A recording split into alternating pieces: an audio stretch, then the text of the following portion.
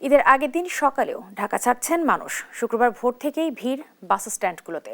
সড়কপথে ঈদযাত্রার সবশেষ পরিস্থিতি জানাতে গাবতলী বাস স্ট্যান্ড থেকে সরাসরি যুক্ত হচ্ছেন সহকর্মী জাহিদ হোসেন। জাহিদ, এই যে ঈদের শেষ মুহূর্তে যাত্রীদের চাপ আপনি কেমন দেখছেন, আর সেখানকার পরিস্থিতি আপনার কাছে জানতে চাই।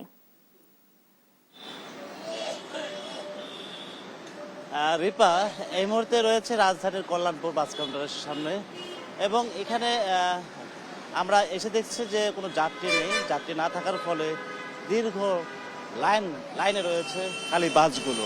এবং আমরা কিন্তু কাউন্টারের টিকিট বিক্রেতাদের সঙ্গে কথা বলেছি, তারা বলছেন যে যাত্রী না পাওয়ার ফলে গাড়িগুলো এভাবে বসে আছে। এবং অনেকে তারা আরও বলছেন যে যাত্রীরা ভেবেছিল যে আজকে 20 তারিখ, সেই 20 তারিখে ঈদ হবে এমনটা ভেবে অনেক যাত্রী বা অনেক ঢাকা থেকে অনেকে চলে গেছে, এবং আজকে যে পরিমাণে ভিড় হওয়ার কথা ছিল সেই পরিমাণের তুলনায় খুবই কম।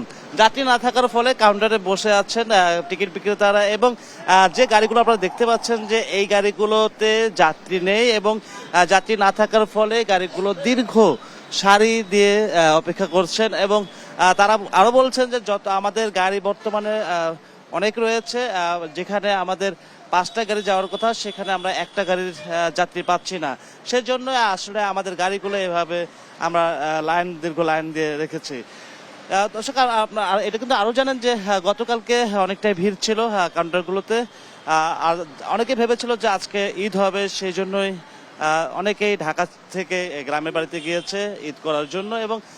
এবং গতকালকে চাঁদ ওঠার উপর নির্ভর করেছিল যে ঈদ কবে হবে, সেই চাঁদ ওঠার উপরে নির্ভর হয়েছে যে শনিবার বা 21 তারিখে ঈদ হবে। সেই জন্যই অনেক আগে যাত্রীরা যাওয়ার ফলেই আজকে এই কাউন্টারগুলোতে বাসগুলো দীর্ঘ লাইন দিয়ে আছে। যাত্রী না থাকার ফলে কাউন্টারে তেমন কোনো ভিড় দেখা যাচ্ছে না।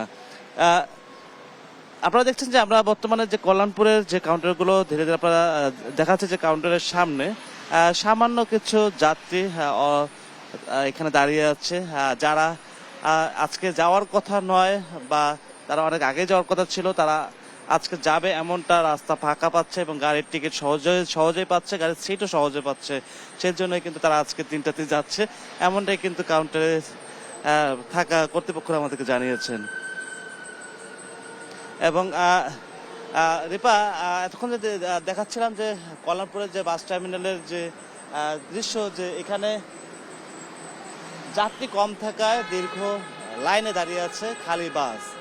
এখানে এমনটা জানিয়েছেন আমাদের কাউন্টারে থাকা টিকিট বিক্রেতারা। রেপা, এই ছিল এখনকার মতো রাজধানী কল্যাণপুর বাস টার্মিনালের সার্বিক পরিস্থিতি।